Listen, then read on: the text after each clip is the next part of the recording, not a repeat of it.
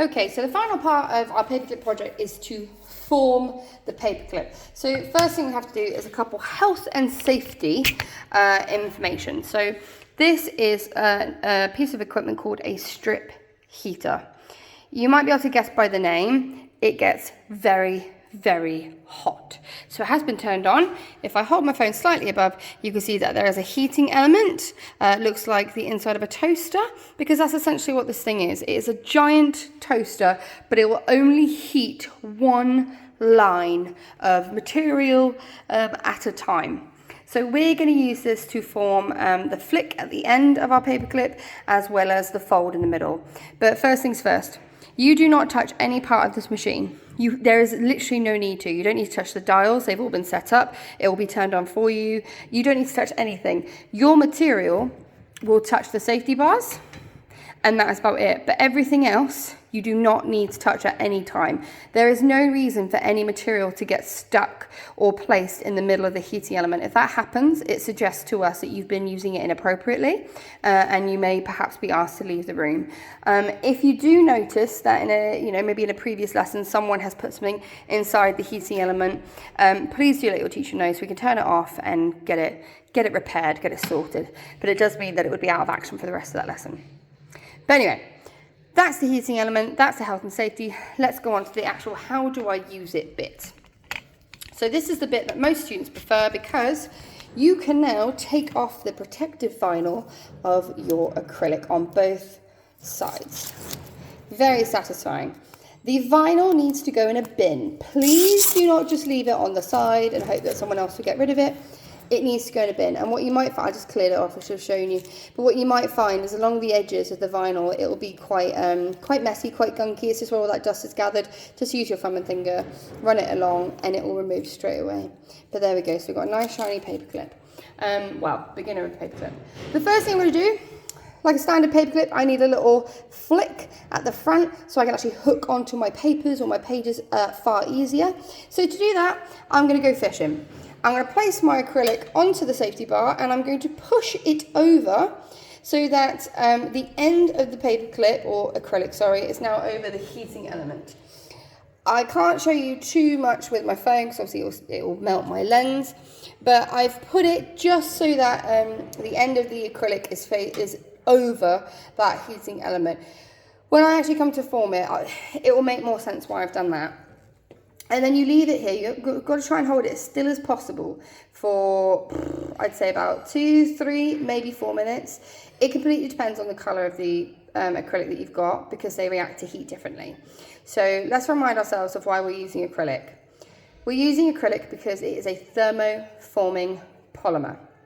And what that means is it can be reheated and remolded more than once. So if for some reason we heat this and we go wrong, it means that we can heat it again and start over. So it's a polymer that can be recycled, so it's far better for the environment as well. But it means that there's room for any errors or mistakes. What I'm looking out for, is I am looking for the end of the paperclip to start to drop down ever so slightly, and I'll be able to tell that by the light that's reflecting off the end of it. So all of a sudden the end of the acrylic might appear a little bit darker, and that's because of shadow. It's not because of the heat, it's because of the shadow, because it's drooped down. So I think this is drooped down enough, and I'm going to test it. To test it, I'm going to take the acrylic off of the safety bar, and I'm going to press it down on a surface, and there we go. So I now know that it is fully malleable. That means I can mold it into a nice new shape, and I'm going to hold it onto the surface for maybe 30 seconds, because what I want it to do now is I want it to cool down so it sets into that shape or that form. But have no fear. If for some reason you pick it up and you go, oh no, it's not done enough, what do I do? Just pop it back. Pop it back. Don't panic, just pop it back and it will re-soften, it will heat up, and then again you can just remold it onto your work surface. So I'm actually quite happy with that, so I'm going to leave that there for a moment. What you can do, you have to apply pressure as well. Don't be afraid.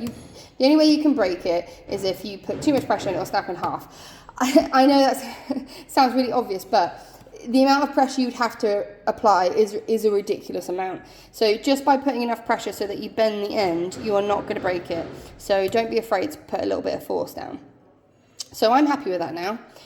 Now this is the more trickier part, if you will, because what I've got to do now is I've got to create the tongue of my paperclip. And when I say the tongue, what I'm talking about, I was going to say it's this thing here and then show you a paperclip, but I don't have one. So I've got to use a piece of paper. Say this is my acrylic and I've just bent the end, look, huzzah, I've now got the end. What we're going to do is we're going to fold the acrylic over to create a bend and a flat surface here. And this is known as the tongue because that is where what is going to hook onto your books, your paper, etc. And you have to decide how big you want that tongue to be. So do you want it to be really quite, you do have to have one. If your the end of your paperclip reaches the very end of the acrylic like that, it won't work. Trust me, we've done it.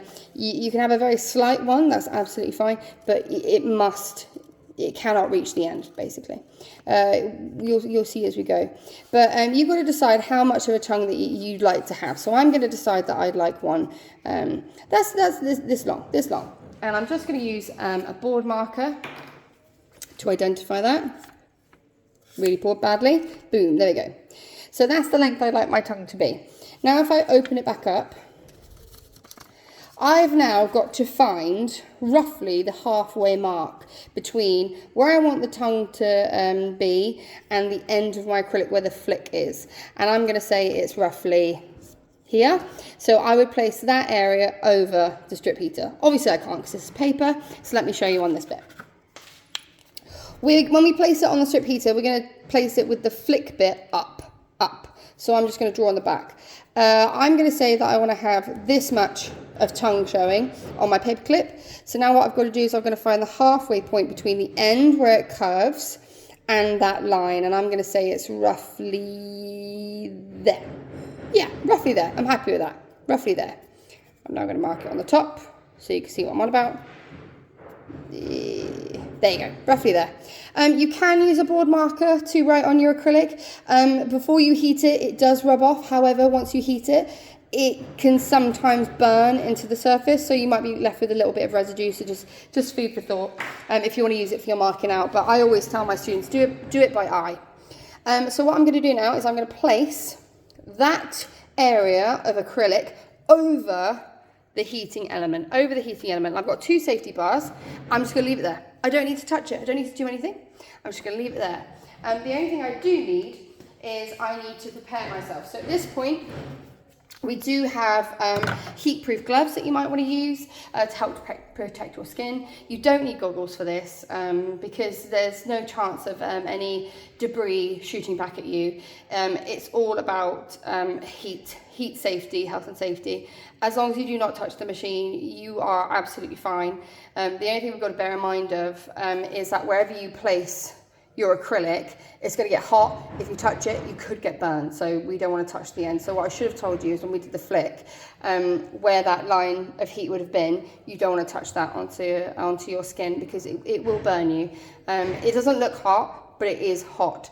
And sometimes students forget that and they get a little bit too excited. They pick it up and they go, oh my gosh, that's hot. And we go, yeah, it is because you've heated it. That's how it works. That's how heat works.